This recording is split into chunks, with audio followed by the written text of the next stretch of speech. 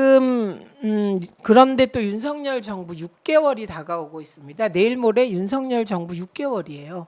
네, 오늘이 11월 7일, 11월 9일이면 6개월인데 그래서 저희는 조금 시각을 달리해서 윤석열 정부 6개월을 평가해 보려고 합니다.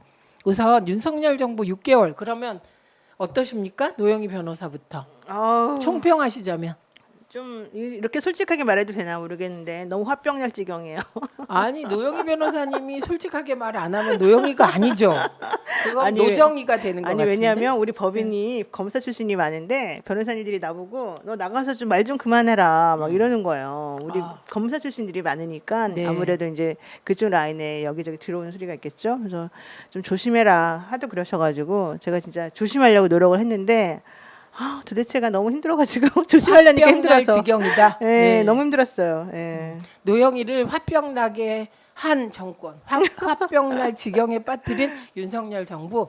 주어는 없는 걸로 해주세요. 주어는 없는 걸로. 예, 주어 없습니다. 그냥 네 화병 날 지경이다 지금 여기까지. 네. 어떠셨습니까? 저는 박근혜 그 탄핵 국면에서 그 최소원 태블릿 PC 나오고 그럴 때 그때 엄청나게 악몽을 꿨었어요. 근데 제가 무슨 뭐 박근혜 정부에 대한 무슨 제가 무슨 동정심에서 그랬겠습니까? 그러니까 나라가 어떻게 될지도 모르겠다라고 하는 그 불안감이 그래서 굉장히 악몽을 많이 꿨는데 지금은 계속 꾸고 있어요. 계속 꾸고 있고 지금 이제 사실 이번에 이태원 참사가 나기 전까지는 주로 전쟁 꿈을 많이 꿨죠. 전쟁 꿈 많이 꾸고 그리고 이제 큰 전쟁 아니더라도 국지전이 일어나는 꿈 같은 거 많이 꾸고 그다음에 이제 역시 금융 사건이 일어날까봐 IMF에 대한 악몽도 떠오르고 그래요. 그러다가 지금 이제 이태원 참사까지 일어나니까 지금은 완전히 악몽에 절망에 그러니까 어떻게 해야 될지 뭐 왜냐하면 저는 사실 두 분을 이렇게 방송에서 뵙고 있으면 제가 존경스러운 게 여전히 굉장히 많은 말씀을 하시더라고요. 근데 저는 요새 대부분 국민들하고 비슷해진다고 생각이 드는 게 말이 줄어들어요. 글도 많이 안 쓰고 싶고 말이 이게 뭐냐면 무기력증, 무력증, 절망감이거든요. 근데 아마 대부분 국민들이 많이 그러시지 않을까 걱정이 돼요. 김진애 전 의원님을 악몽에 빠지게 한 따따따 이렇게 되겠습니다. 저는 한마디로 표현하면 박근혜 대통령이 참 괜찮았구나. 맞아요. 네, 이런 느낌을 가지고 지난 6개월을 지난 것 같습니다. 그러니까 박근혜 정부는 뭐를 하든 그래도 정부는 존재했던 것 같아요. 근데 지금은 정부라든가 시스템이 있나? 네, 이런 의문을 갖게 하는 그런 것 같습니다.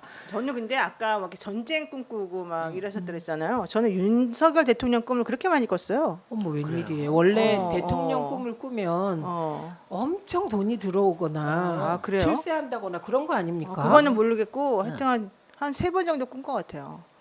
저는 어떻게 한 번도 안 꿨네. 저도. 근데 혹시 예지몽을 꾸시는 건 아니죠? 아니 그거는 설마 그런 얘기 하시면 안 되죠. 끔찍해서. 겁이 나서 하도 이제 여러 가지가 걱정이 되고 그러니까 상황에 대한 게 생각이 나는 거죠. 근데 정말 아무 좋은 일 안 생겼어요? 근데 뭐 특별히 나쁜 일은 없었기 때문에 뭐 사건도 몇 개 이기고 뭐 진 것도 있지만 근데 원래 잘 이기잖아요. 그렇죠? 잘 원래 이기기도 하지만 잘 이기는 변호사로 소문나 근데 있더라고요. 어쨌든 특별히 문제는 없었었는데 그렇게 꿈을 몇 번을 꾸더라고요. 그래서 내가 참 이상하다. 왜 내가 이분 꿈을 꾸나 그래서 생각해 봤더니 이런 마음이 있었던 것 같아요. 나는 사실은 이 대통령 되시기 전에 이분이 잘 되기를 정말 바란 사람 중에 한 명이었거든요. 왜냐하면 저는 예전엔 법조인이 그래도 정치를 하면 좀 다른 사람들보다는 다른 직역들보다는 좀 나을 것이다. 그러니까 나쁜 짓을 하더라도 좀 더 이렇게 법을 좀 맞춰가지고 그나마 좀 염치가 있게 할 것이다. 이런 생각을 좀 많이 했었던 것 같아요. 그랬었는데 사실은 생각했더니 오히려 이 칼과 권력을 가진 사람들이 법을 알고 있으니까 더 사람들을 막 이렇게 좀 밀고 나가면서 힘들게 하는 부분이 더 있어서 내가 속이 많이 상했었던 것 같아요. 그러다 보니까 그게 이제 꿈속에서 그렇게 안타까워하고 내가 속상해하는 게 그렇게 드러난 거예요. 그러니까 그때마다 딱 요소마다 꿈을 딱 꿔주더라고요. 제가 개인적으로 메시지를 받았는데요. 네. 요즘은 대통령 꿈이 아니라 영부인 꿈을 꿔야 출세한다는 그런 메시지가 왔네요. 그 말이 맞나 보네요. 예.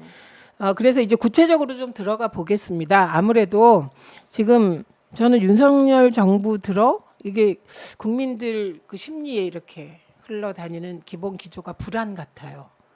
무슨 큰일이 맞아요. 터지지 불안 않을까 있어요. 이런 네. 불안.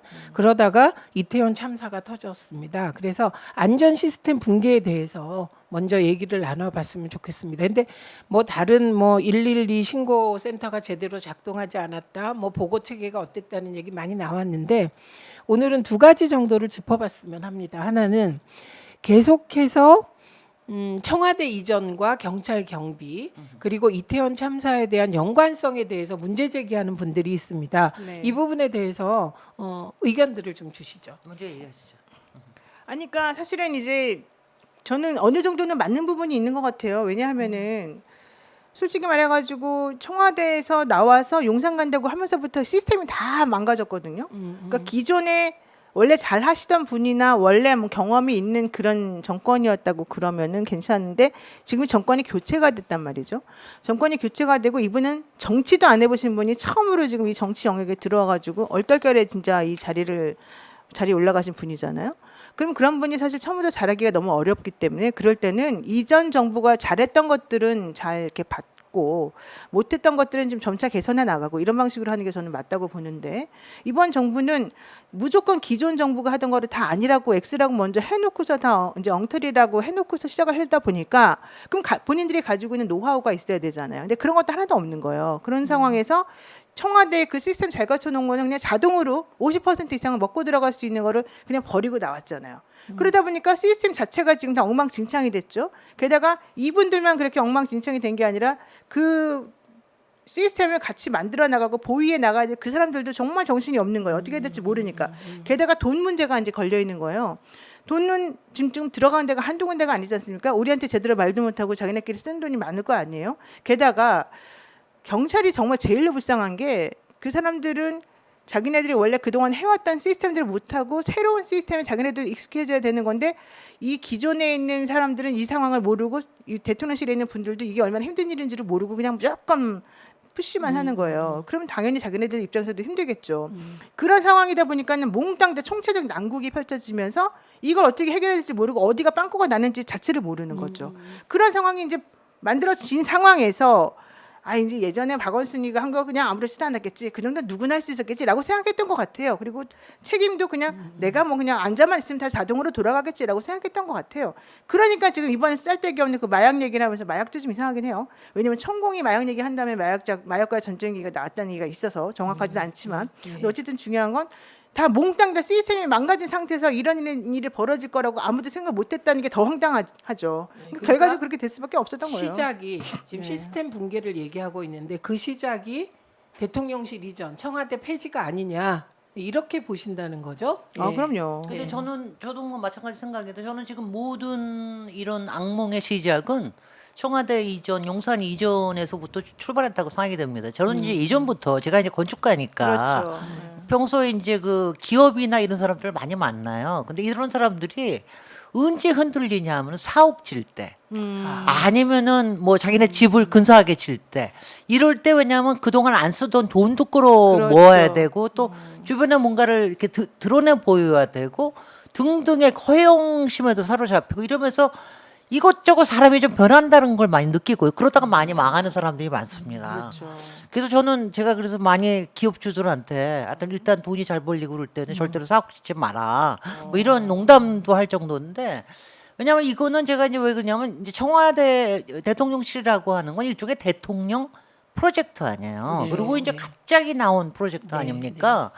그러니까 이제 이게 여러 가지 무리하는 건 다 알기도 하거니와 그러면서도 이게 대통령 플러스 영부인까지 굉장한 관심사에 초집중돼 있는 걸 모든 사람들이 아니까 실무자들도 일선 경찰들까지도 다 아는 거예요. 저는 이번에 오늘 이제 갑자기 나온 뉴스가 청와대 저 한남동 관저로 오늘 이사 가신다고 그것도 뭐 거기에 코바나 집기도 들어간다 그래서 나는 그거 웃긴다 그랬는데 왜냐 이것도 막 숨어서 하듯이 이렇게 들어가는 것도 굉장히 웃기는 거 아니에요. 제가 또 농담 삼아 그거 리노베이션 하는데 2달이면 충분하다. 근데 6달 동안 안 들어가는 이유가 도대체 뭐냐?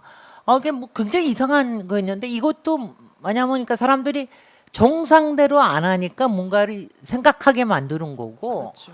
그다음에 이번에도 뭐 오늘 이제 그 뭐 경호처에서 대통령실 네. 경호처에서 그 빈 빈집 관저를 지키다가 뭐 빈집 지키다가 뭐 했다는 이태원을 그런 말. 경호를 제대로 안 했다라는 거 이거 문제가 있다 막 그러고 그걸 왜곡 선동이라고 그러는데 그냥 사실을 얘기한 거예요. 팩트를. 그게 한남동에도 기동대 2부대가 있었었고 또 네. 서초동에도 2부대가 있었던 거 아닙니까? 맞아요. 예. 그러면 양쪽에 다 200명 정도씩 있었던 건데 그 중에 일부를 빼는 거를 난 그게 너무 신기한 게 아무도 생각을 안 했다는 그렇죠. 거야. 예.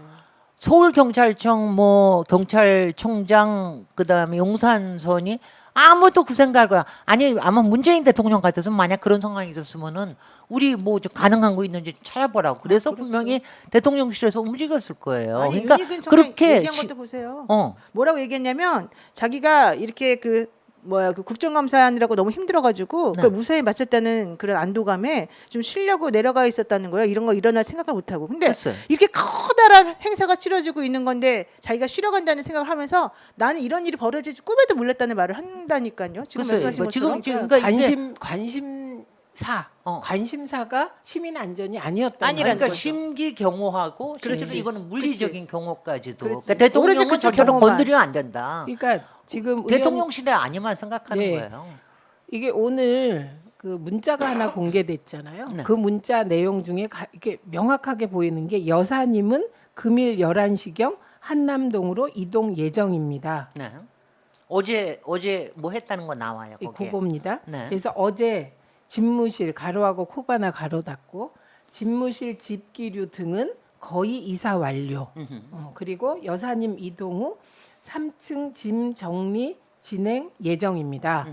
이거예요. 그러니까 이게 굉장히 중요한가 보죠. 이거를 이렇게 주고받은 걸 보면. 아니 그리고 저는 나는 이 사람들이 정말 머리가 제대로 안 돌아가요. 이게 아무리 경호처에 있는 직원이 쓴 거라 하더라도 그냥 영부인의 집기 뭐 이동 완료 이 정도만 쓰면 되는데 굳이 거기다가 가로 열고 코바나. 코바나. 아니 그걸 왜 도대체 쓰는 뭐 거야? 하는 그걸 왜 쓰는 거야 도대체. 그러니까 이게 이제 작은 마음이 들키는 거. 네. 그러니까 저는 그 가로하고 코바나라고 쓴 것이 많은 걸 함축하고 있다고 생각합니다. 왜냐하면 그 별거 아니면 그 코바나라고 쓸 이유가 없잖아요. 그럼요. 그래서 그 집기류가 뭔지가 무지하게 궁금하더라고요. 코바나의 근데 무엇이기에 원래 그래도 예. 되는 거예요. 왜냐하면 안 코바나는 되죠. 사기업이잖아요. 네. 그리고 자기가 이제 거기서는 연을 끊었다고 말했잖아요. 근데 이 한남동 관저는 우리 공적인 시설 아니겠습니까? 네. 근데 거기에 코바나 물건이 왜 들어가는 거예요? 그거 이사 비용은 네. 공적인 돈으로 쓰면 안 되죠. 그러니까 이사 비용도 마찬가지고 그런 물건들을 거기다 갖다 놓을 이유가 전혀 없는 거잖아요. 아니 그거는 있을 수는 있죠. 이 중요한 그거는 자기가 건 쓰던 거는 무슨 갖다 놓을 수는 있죠. 물건인지가. 네. 그럼 개인 부터가- 물건이어야지 이게 그러려면. 무슨 물건인지. 그러니까 최민희 의원이 거기 계셨으면 그거 다 챙겼을 텐데 무슨 물건이 침대가 몇 당연하죠. 개인지 저기가 몇 개인지 다 예. 챙기셨을 텐데. 그리고 거기에 무엇이길래 가로하고 코바나 가로 닫고를 네. 하냐. 엄청 중요하고 이거는 누군가의 엄청 그 큰 관심사기 때문에 가로하고 넣는 거거든요. 제가- 코바나란 말을 꼭 넣어달라 그랬을까? 그 그건 아니 보도자료에? 그건 아니고요. 그건 제가 아니에요? 왜 지금 이 부속실도 없앴는데 그걸 다 대통령실로 옮겨놨잖아요. 그러니까 대통령실에 여사님의 측근들과 코바나의 일부 저기들이 그 안에 포함이 돼 있는 거야. 그러니까 거기서 계속 누가 챙기는 거죠. 그러니까. 이런 일이 생기는 거죠. 그러니까 이게 대통령실을 실에 저기 제2부속실을 안 만드는 이유이기도 하거든요. 여기서 공유. 자꾸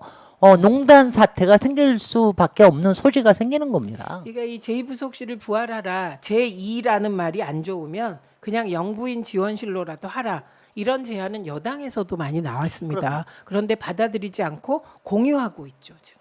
공유해서 그냥 대통령실에서 영부인도 같이 지원하다 보니 이럴 때 가장 크게 생기는 문제가 책임 소재가 불명하고 그렇죠. 있습니다. 모든 국정의 기본적인 연설문과 일정과 그것- 뭐 이런 것들 다 공개되는 거 아니에요. 그렇죠. 영부인한테도 다 네. 공개가 되는 거니까 근데 그런 거 하기 싫다고 농단이. 일부러 안 한다는 얘기가 있는 거잖아요. 일본은 안 하는 것 같다고 저는 생각을 합니다. 그러니까 이거 여기에 개입하고 싶어서 안 하는 거라고 생각해요, 저는. 그러니까 이 얘기는 구체적으로 얘기하면 박근혜 전 대통령의 경우는 정호성 비서관을 통해서 최순실에게 그 문건도 전달하고 이랬다는 거 아닙니까? 그러니까 이게 비공식적인 라인이 돼버리잖아요. 그 네. 순간. 근데 이게 만약에 영부인 지원실이 있고 영부인의 역할을 계획하고 공개하고 추진하면 다 드러나게 되는 것이죠. 그렇죠. 예. 드러나야만 하고 공개해야만 그렇죠. 하고. 예, 예. 그래서 저는 내일 또 운영위가 있습니다. 네. 내일 운영위에서 민주당 의원들이 이런 걸 좀 콕콕 집어서 물어줬으면 좋겠다 네. 예, 싶고요. 그다음에 김진애 전 의원님과 저희가 대통령실 이전과 관련해서는 A부터 Z까지 곧 마련해서 한번 방송을 하려고 합니다. 네. 그때 출연 가능하시면 네. 같이 나와서 법적인 문제